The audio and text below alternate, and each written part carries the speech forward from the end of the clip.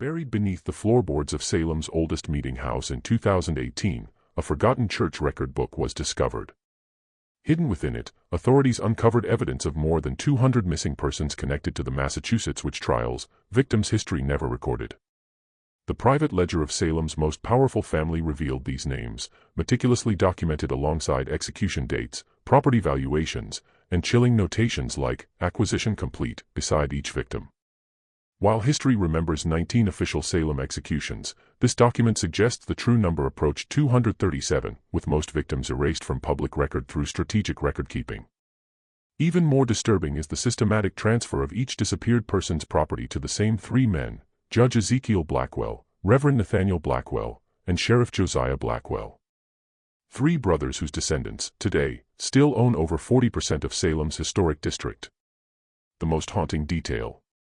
The final entry, dated October 1720, contains only 5 words beside a young woman's name: Mercy Blackwell, family matter resolved. Before we delve deeper into the story of the Blackwell dynasty and their reign of terror, I must point out this channel isn't for everyone. Only those brave enough to face history's darkest truths should continue watching. If you're one of the select few who seeks out these hidden horrors, subscribe now and tell me in the comments which state you're listening from. These are the stories most channels fear to tell, and we're just getting started. Let us travel back to colonial Massachusetts, where the seeds of this forgotten nightmare were first planted. The year 1692 marks not just a dark chapter in American history, but the beginning of a conspiracy far more sinister than most historians dare acknowledge. Salem in 1692 was a community gripped by fear. Nestled among the dense forests of the Massachusetts Bay Colony, the settlement of roughly 500 souls clung to rigid Puritan beliefs as protection, against both the wilderness surrounding them and the perceived evils lurking within their midst. The village consisted of a central meeting house, several dozen wooden homes clustered nearby, and outlying farms scattered throughout the surrounding countryside. The Puritan faith dominated every aspect of daily life, with strict observance expected from all. The Blackwell family held a position of unparalleled influence. Their stately, 2-story home stood directly across from the meeting house, its glass windows, a rare luxury, gleaming in the afternoon sun. Judge Ezekiel Blackwell, the eldest brother at 46, commanded the local court with unwavering authority. His deep-set eyes missed nothing, and his decisions were considered as final as scripture. Despite his comfortable living, he wore simple black attire, maintaining the appearance of Puritan humility while secretly amassing influence. Reverend Nathaniel Blackwell, 2 years younger than Ezekiel, delivered fire and brimstone sermons each Sunday that left the congregation trembling. His voice could shift from a whisper to a thunderous roar that seemed to shake the very rafters of the meeting house. With his gaunt frame and intense gaze, many believed he could see directly into a person's soul to detect the slightest impurity. Sheriff Josiah Blackwell, the youngest brother at 41, enforced the laws his brothers established and interpreted. A powerfully built man with a perpetual frown, he carried a distinctive carved walking stick that many claimed had broken more bones than any other weapon in Essex County. Together, these 3 men controlled every aspect of Salem's governance, spiritual guidance, and law enforcement. But Salem was changing. New merchants were establishing businesses, creating competition for the Blackwells' trading interests. Families like the Putnams and Proctors were gaining influence, threatening the brothers' iron grip on the community. Something needed to be done to maintain their position, and the first whispers of witchcraft provided the perfect opportunity. The winter of 1691 to 1692 had been unusually harsh. Food stores ran low, illness spread through cramped households, and tensions rose as families struggled to survive until spring. In Reverend Blackwell's home, his 16-year-old niece, Mercy, observed the growing anxiety with quiet concern. The daughter of Ezekiel, she had been raised in her uncle's home after her mother's death in childbirth, receiving an education unusual for a young woman of the time. Mercy could read and write not only English, but also some Latin, skills she employed keeping records for her uncle's church. With her copper-colored hair always carefully covered by her cap as Puritan modesty demanded, and thoughtful gray eyes, Mercy moved through Salem like a quiet shadow, observing much but speaking little. She dutifully recorded baptisms, marriages, and deaths in the church ledger, never questioning why her uncle sometimes instructed her to make entries in a separate, smaller book that he kept locked in his personal desk. At night, she would often hear her father and uncles talking in hushed tones in her uncle's study, their voices occasionally rising in what sounded like excited planning before falling silent when anyone approached. On a bitter February evening, as Mercy carried firewood to her uncle's study, she paused outside the door. She heard her father's voice raised in unusual animation. "The Porter widow's land adjoins the river access we need. With her husband gone, she'll never maintain it properly," Ezekiel was saying. "She refused to sell to me twice now," replied Josiah, his deep voice tinged with frustration. "Perhaps," said Nathaniel, his tone measured and cold, "the widow Porter might soon face troubles of a different nature. I've heard disturbing reports of strange behavior. Times like these require vigilance against the devil's influence." A chill that had nothing to do with the winter cold ran down Mercy's spine as her uncle's laughter mingled together. 2 weeks later, when the first accusations of witchcraft erupted in Salem Village, Mercy couldn't help but remember that conversation and wonder at the coincidence. The accusations spread like wildfire through the dry kindling of Salem's fears. Young girls writhed on the meeting house floor, claiming invisible torments. Respectable wives were suddenly named as consorts of Satan, farmers were accused of blighting crops and killing livestock. And at the center of it all stood the Blackwell brothers, Ezekiel solemnly presiding over hasty trials, Nathaniel providing theological justification for the proceedings, and Josiah dragging the accused from their homes in the dead of night. What began with 3 accused witches in February swelled to dozens by May.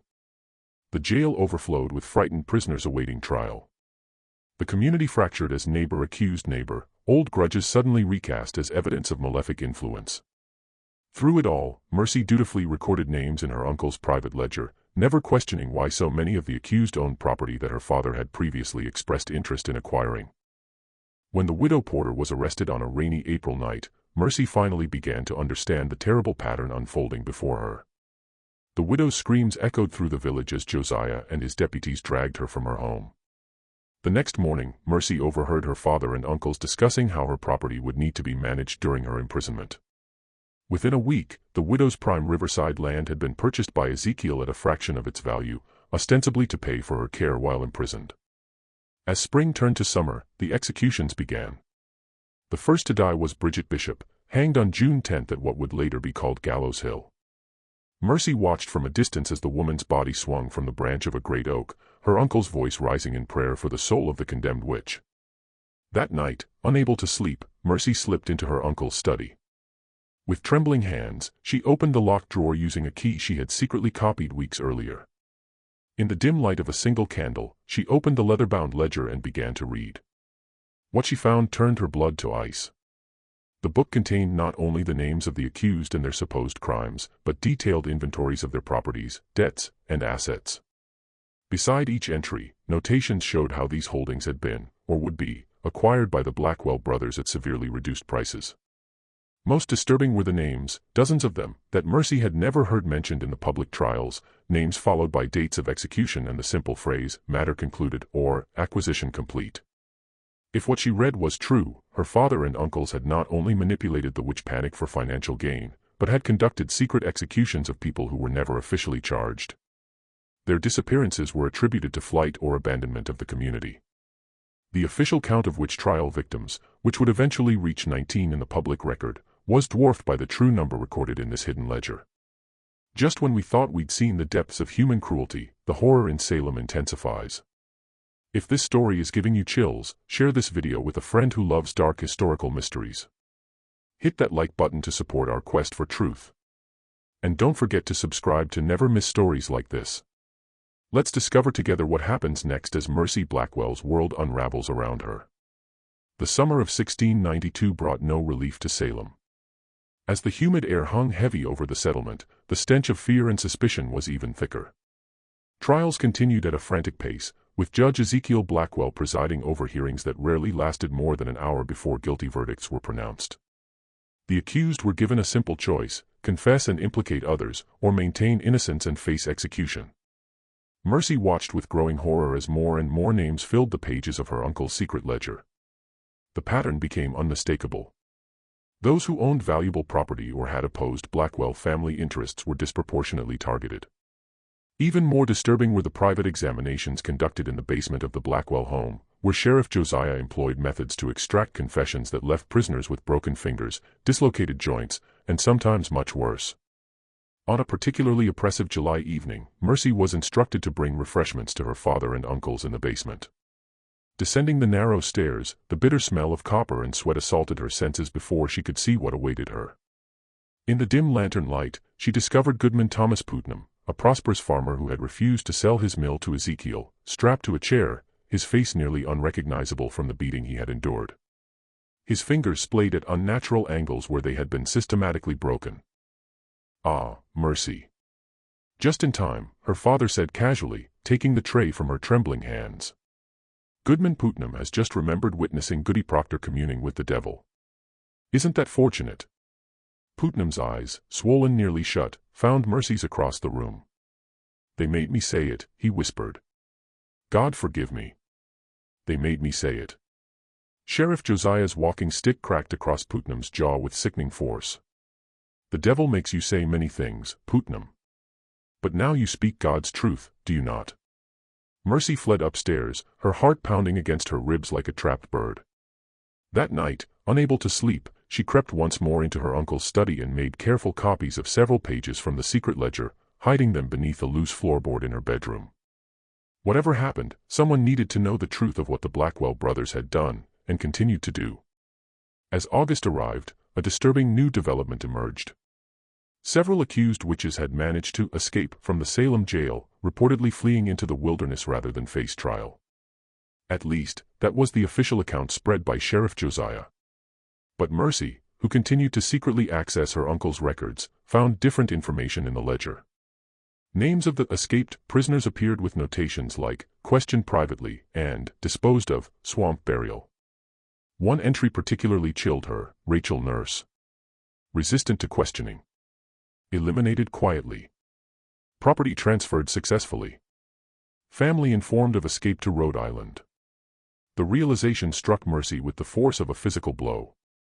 Her uncles and father were not merely manipulating the trials for financial gain. They were murdering those who resisted their schemes and disposing of the bodies in secret. The official witch trial executions were only the public face of a much larger, more sinister operation. Determined to gather evidence, Mercy began taking calculated risks. She volunteered to deliver food to the prisoners in the Salem jail, smuggling in small scraps of paper and charcoal so they could write testimonies about their treatment. She quietly approached relatives of the escaped prisoners, asking innocent-seeming questions about whether they had received any word from their missing loved ones. Most tellingly, she began creating her own ledger, documenting the growing web of properties acquired by her family through the trials.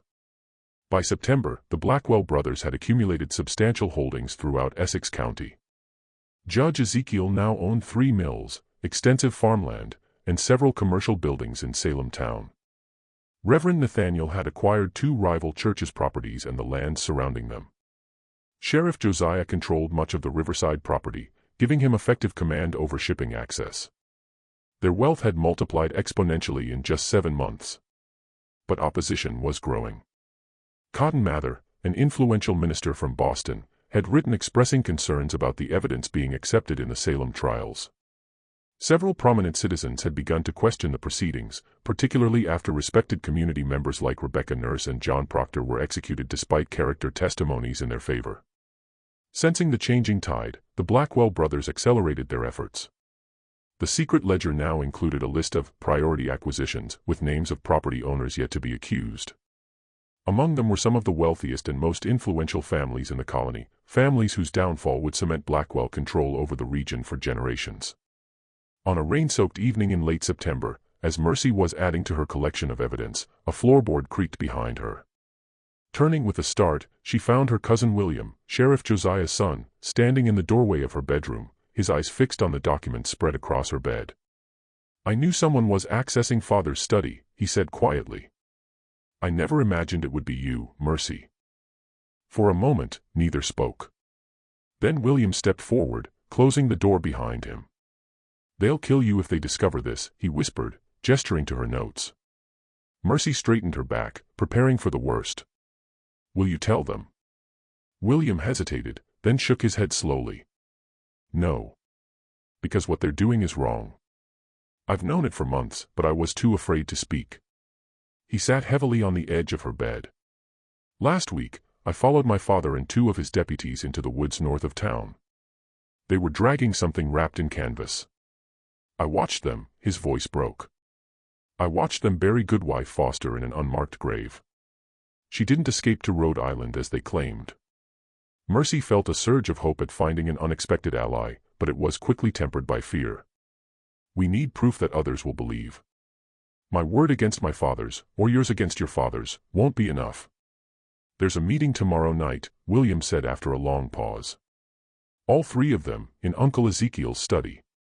They're planning something big, something they're calling the final acquisition phase. If we could somehow hear what they're planning. The following night, Mercy and William concealed themselves in the small storage space adjacent to Judge Ezekiel's study, a forgotten closet accessible through a narrow panel they had carefully loosened earlier that day. Through the thin wall, they could hear the Blackwell brothers clearly as they gathered around the judge's desk. The timing must be perfect, Ezekiel was saying, his quill scratching across parchment as he spoke. When Governor Phipps returns from Boston next month, these trials may be restricted. We must secure the remaining properties before then. The list is ambitious, Nathaniel observed. 17 families in 3 weeks. Even with our efficient methods, that presents challenges. We'll accelerate the private examinations, Josiah replied, his voice cold and businesslike. Those who won't confess and implicate others need not reach the public gallows. The swamp has room enough. What of the Corwin estate? Ezekiel asked. That's the prize that will establish our shipping monopoly. I've already planted evidence at Corwin's home, Josiah said with grim satisfaction. A poppet with pins, hidden beneath the floorboards of his kitchen. We'll discover it tomorrow during a search. By week's end, his properties will be ours. As the brothers continued detailing their plans, Mercy and William exchanged horrified glances in the darkness of their hiding place. The scale of the conspiracy was even greater than they had imagined, not isolated acquisitions, but a systematic plan to seize control of the entire region's commerce and governance. When the meeting concluded, the cousins slipped away to the safety of the stable, where the stamping of horses would mask their whispers. We need to get this information to Governor Phipps directly, William insisted. My father has men watching all the roads, but I know trails through the forest. I could reach Boston in 2 days if I leave tonight. Mercy shook her head. They'd notice your absence immediately. I should go. They pay less attention to my comings and goings. It's too dangerous for you to travel alone. More dangerous to remain, Mercy countered. Tomorrow they plan to search the Corwin home for that planted evidence. What if they decide to search our rooms as well? They'd find everything. After heated debate, they reached a compromise. William would create a diversion the following evening, something that would draw attention to the North Road, while Mercy slipped away south toward Boston with their evidence. She would take her documentation, including copied pages from the secret ledger, directly to Governor Phipps. The next day passed in excruciating slowness as Mercy made careful preparations, concealing documents in the lining of her cloak and securing a small packet of food. As dusk approached, William departed on his errand, promising to start a small fire in an abandoned barn north of town, enough to draw attention, but not endanger anyone. Mercy waited for the alarm to sound, her small travel sack hidden beneath her bed. But as the church bell began to toll signaling an emergency, her bedroom door burst open. Sheriff Josiah stood in the doorway, flanked by 2 deputies, his face twisted in cold fury. Mercy Blackwell, he intoned formally, you are hereby charged with witchcraft and conspiracy against godly authority. Behind him appeared her father and uncle, their expressions unreadable. Search her room, Ezekiel ordered. The devil leaves evidence of his influence. With practiced efficiency, the deputies tore apart her small chamber, quickly discovering her hidden documents and the travel sack. Josiah examined the papers, his face darkening with each page he reviewed. It seems my niece has been quite busy, he said, handing the documents to his brothers. Recording her meetings with the Dark One. Planning to spread lies about godly men. How did you know? Mercy whispered, her voice barely audible. Ezekiel stepped forward, his cold eyes fixing on hers. William has always been a loyal son. Did you truly believe he would betray his family for a foolish girl's fantasies? The betrayal struck Mercy like a physical blow. She had trusted her cousin completely, never imagining he would lead her into a trap. Take her to the special holding room, Nathaniel instructed. We'll begin her examination immediately. By morning, I expect she'll be eager to confess her sins and name her accomplices. As the deputies dragged her from the room, Mercy caught a glimpse of William standing in the shadows of the hallway, his face expressionless. Only the slight trembling of his hands betrayed any emotion as he watched his cousin being taken away. The special holding room was, in fact, the root cellar beneath the meeting house, a damp, windowless space where the Blackwells conducted their most private interrogations. As Mercy was roughly secured to a chair, she realized with growing horror that her fate would likely never be recorded in the official proceedings of the Salem trials. Like so many others, she would simply disappear, another victim of her family's ruthless ambition. Ezekiel entered alone, closing the heavy door behind him. In his hands, he carried the leather-bound ledger that had started Mercy's investigation. "I had such hopes for you," he said quietly, placing the book on a small table. "Intelligence and obedience, a rare combination. You could have been very useful to our family's future." "How many?" Mercy asked, finding her courage. "How many innocent people have you murdered for their property?" Ezekiel shrugged, as if the question held little importance. "People die in times of crisis. Some publicly, as examples. Others more discreetly, when public executions might raise uncomfortable questions." He opened the ledger to its final pages. "The official record will show 19 executions when this business concludes. The actual number." He smiled thinly. "Let's just say the Blackwell legacy will be secure for generations." "You won't get away with this," Mercy insisted, though her voice wavered. "Governor Phipps will investigate. Others are already questioning the trials. By the time any investigation occurs, evidence will be scarce and witnesses scarcer still." Ezekiel picked up a quill and dipped it in ink. "Now, I have a final entry to make in this book. The question is, what shall I write beside your name, daughter?" The tension in that root cellar would mark the turning point in Salem's darkest chapter, though few would ever know the full truth of what transpired there. As the events in Salem reached their climax in October of 1692, a remarkable confluence of circumstances altered the course of history. Governor William Phipps, returning early from Boston, issued a proclamation forbidding further arrests based on spectral evidence. Though Mercy's whereabouts remained unrecorded in any official document from the period, a mysterious letter reached the governor's office just before his declaration, a letter containing detailed evidence of judicial misconduct and property seizures connected to the trials. The turning point came on October 29, 1692, when the Blackwell brothers' private ledger was discovered by colonial officials during an unannounced inspection of court records. The brothers disappeared that same night, along with several deputies loyal to Sheriff Josiah. Rumors spread that they had fled to Virginia or perhaps the Caribbean, taking substantial wealth with them. For decades, the full extent of the Blackwells' crimes remained hidden. The colony, eager to move beyond the shame of the witch trials, focused on the 19 official victims rather than investigating disappearances that might reveal a more extensive conspiracy. Families of the missing were left to wonder what had truly happened to their loved ones, many accepting the official explanation that their relatives had fled the colony in fear. It wasn't until 1720, nearly 30 years after the trials, that a startling discovery brought the Blackwell legacy back into focus. Workers renovating the old Salem meeting house uncovered a hidden chamber beneath the main floor. A room whose walls were scratched with dozens of names and dates. Forensic examination of the site revealed evidence of extensive blood stains and multiple shallow graves nearby. Among the items recovered was a small journal, its pages water-damaged but still partially legible. The author, identified only as M.B., had documented the final days of her imprisonment and the unexpected turn of events that had allowed her to escape the fate planned for her. Though many pages were illegible, one passage stood out with chilling clarity. "When they came for me that final night, I believed death was certain. But as Uncle Josiah raised his knife, a commotion above stayed his hand.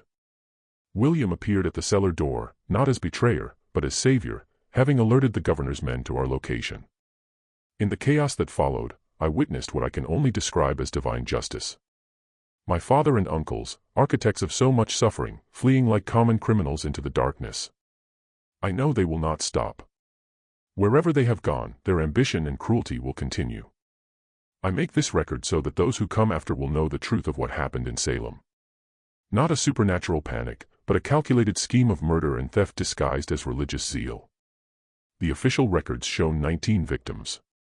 The true number approaches 237 souls, their names recorded in the Blackwell ledger and on these walls, where many breathed their last. I write this in October 1720, having returned to Salem after years in hiding, determined that the truth will not remain buried forever. The journal ends abruptly, mid-sentence, its final page stained with what appears to be blood. No record exists of what became of Mercy Blackwell after this entry, though local legend suggests she may have been the final victim of her family's legacy, perhaps tracked down and silenced by relatives determined to protect the Blackwell name. The passage of time often buries the darkest secrets, but sometimes the truth finds ways to surface, no matter how deeply it was buried. In the centuries since, the Blackwell descendants scattered throughout New England, many changing their name to escape the growing rumors of their ancestors' crimes. Property records show that much of Salem's most valuable land remained in Blackwell-connected families until the mid-19th century, the blood-soaked origins of their wealth obscured by time and deliberate omission from historical accounts. Perhaps most disturbing is the recent discovery of letters dating from 1695 to 1730, suggesting that the Blackwell brothers established a new power base in the southern colonies, where they continued their practice of manipulating local justice for financial gain. Reports of disappearances and unexplained property transfers followed their movements like shadows, though no formal charges were ever brought against them. The Salem witch trials remain one of America's most infamous miscarriages of justice, but the traditional narrative captures only the public face of a much darker conspiracy. While scholars debate the exact number of victims and the full extent of the Blackwell's crimes, the evidence points to a systematic campaign of terror and acquisition that far exceeded the official record. This mystery shows us how the most terrifying monsters in history are not supernatural beings, but humans driven by greed and the lust for power. What do you think of this story? Do you believe everything was revealed, or are there still Blackwell secrets waiting to be discovered? Leave your comment below. If you enjoyed this tale and want more horror stories like this, subscribe, hit the notification bell, and share with someone who loves historical mysteries. This channel isn't for everyone, only those brave enough to face the darkest truths of our past. See you in the next.